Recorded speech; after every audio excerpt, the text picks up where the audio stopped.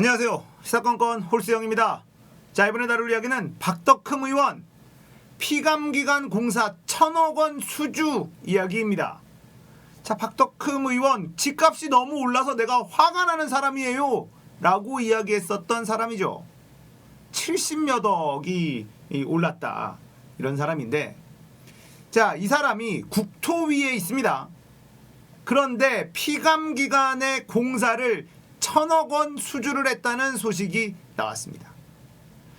자, 추미애 장관 아들 몸이 아픈데도 불구하고 군대를 갔고 군대 내에서 또 반대쪽 무릎이 아파서 수술을 받고 병가를 쓰고 거기에 부족해서 휴가까지 얹어서 치료를 받고 그리고 만기 제대를 한 사람의 뉴스는 온 국민이 다 알도록 모든 언론이 도배를 하고 있습니다. 그런데 박덕흠 피감기관에게 공사를 1,000억 원, 1,000억 수주한 건 왜 이렇게 조용할까요?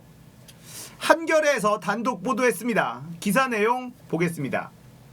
국민의힘 박덕흠 의원 충북 보은 옥천 영동 괴산 국회 국토교통위원으로 있던 최근 5년 동안 박 의원과 가족들이 대주주로 있는 건설사들이 국토교통부와 국토부 산하기관들로부터 공사 수주와 신기술 사용료 명목으로 1천여 원을 지급받은 것으로 나타났다. 시민단체들은 이해충돌을 넘어 박 의원 가족회사라는 것을 모를 리 없는 국토부 산하기관들의 공공연한 뇌물성 일감 몰아주기라고 주장을 했습니다.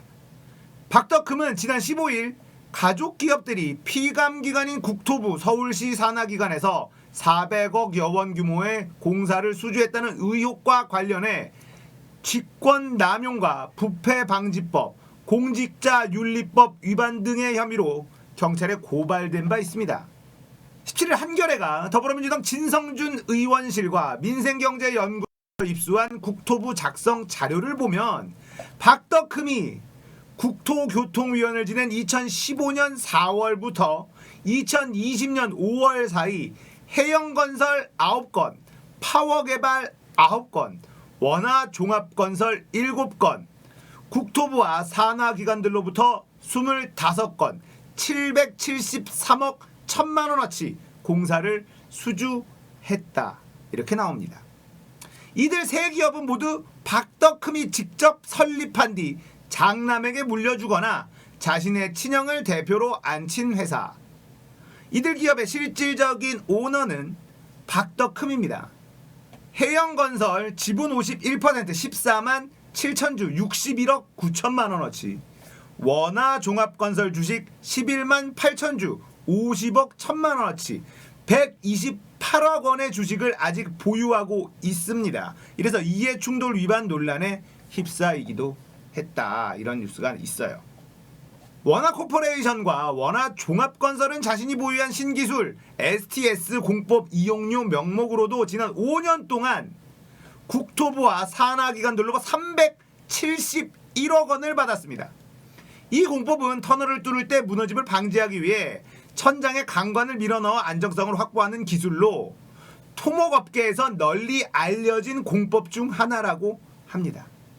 특히 박덕흠 아들이 대표이사로 있는 원화종합건설은 강관과 강관 사이를 철근으로 연결하는 방법 하나로 특허를 낸 뒤 공사 4건에서 293억 원을 벌어들였습니다. 자, 이 얘기가 뭐냐면 터널을 뚫는 공법이 있는데 고만고만한 공법에서 살짝 틀어서 특허를 냅니다. 그런데 이 특허를 낸 기술을 사용을 하면 특허를 가진 회사에 로열티 같은 것을 지불을 해야 되는데 공사도 안 하고 그냥 돈을 받아가는 기술 사용료, 이걸 293억 원 챙겼다는 겁니다. 진성준 의원실 관계자는 국토위 소속 의원 소유 기업이 국토부와 산하기관들로부터 거액 공사를 수주하고 기술 사용료를 받는 이런 것이야말로 이해충돌의 전형이다. 공직자윤리법과 부패방지법 위반 의혹이 짙다.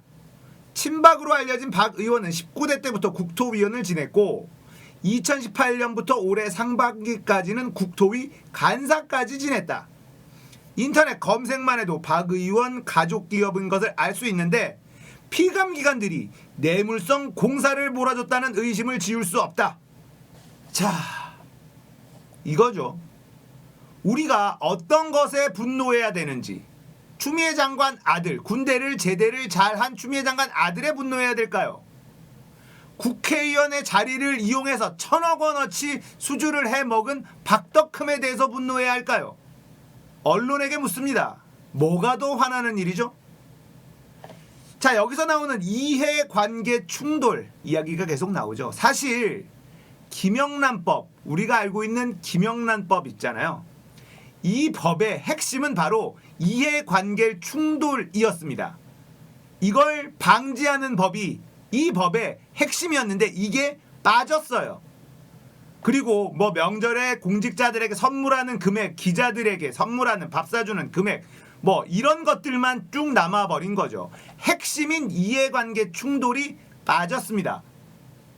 왜 빠졌을까요? 누구 때문에 빠졌을까요? 바로 이 사람들, 국민의힘, 새누리당, 자유한국당, 이것들이 거품 물고 반대해서 빠진 거예요. 왜 거품 물고 반대했는지 감 잡히시죠? 사립학교법, 이거 누가 반대했죠? 박근혜가 촛불 들고 밖으로 나갔습니다. 사립학교의 비리가 너무나 만연돼 있어서 이걸 바로잡으려고 했었는데 이것도 이것들의 반대로 누더기가 됐죠. 사립학교법 때 누가 가장 반대했을까요? 새누리당도 새누리당이었지만 그 당시에 바로 개신교, 교회가 학교를 엄청 많이 갖고 있습니다. 그리고 여기서 엄청 해먹었어요. 그러니 이 사립학교법이 개정이 되면 해먹는 게 걸리고 처벌받거나 앞으로 못 해먹게 됐으니 목사들이 거리로 뛰어나오고 삭발을 하고 난리 부르스를 쳤었던 사건 기억하실 겁니다. 언론들이 어디에 분노해야 될까요? 대한민국은 언론만 제대로 돼 있었어도 이 지경까지 오지 않았을 겁니다. 박근혜라는 이상한 괴물이 대통령 자리에 올라가지도 않았을 겁니다.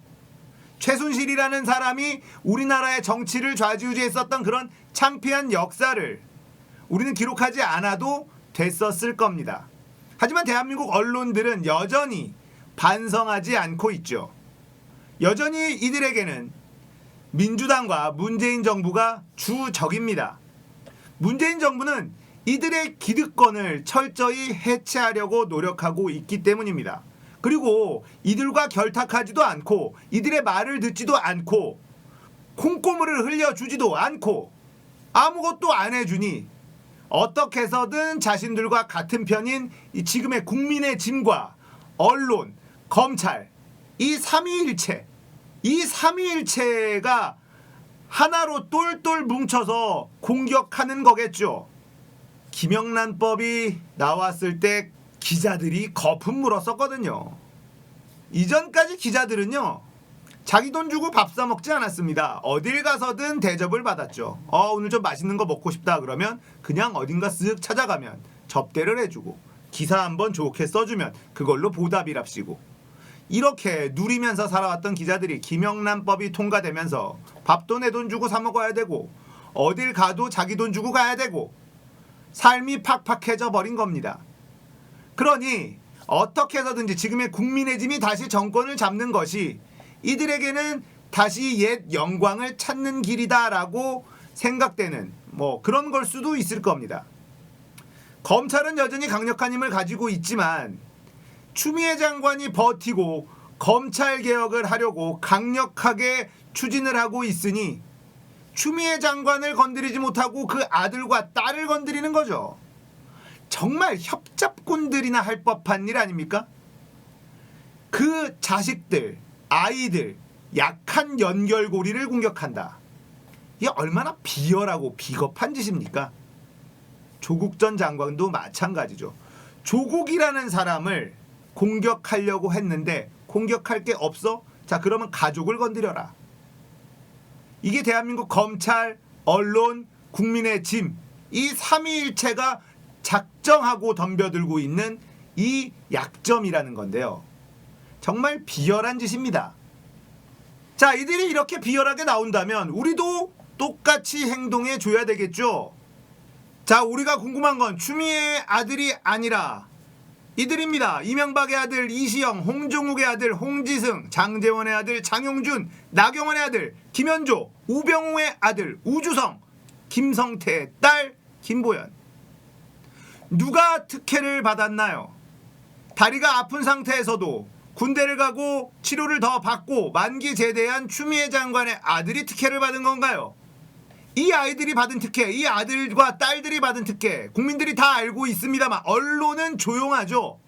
추미애 장관 아들이 그렇게 잘못을 했다면 이들에 대해서도 똑같은 관심과 분노를 표시해 주길 바랍니다. 그리고 민주당 움직여야 될 겁니다. 다시 한번 말씀드립니다. 민주당의 점잖은 선비짓이 국민들을 지치게 한다. 오늘 이야기 여기까지입니다. 공감되셨다면 구독, 좋아요, 알림 설정, 댓글 부탁드릴게요. 감사합니다.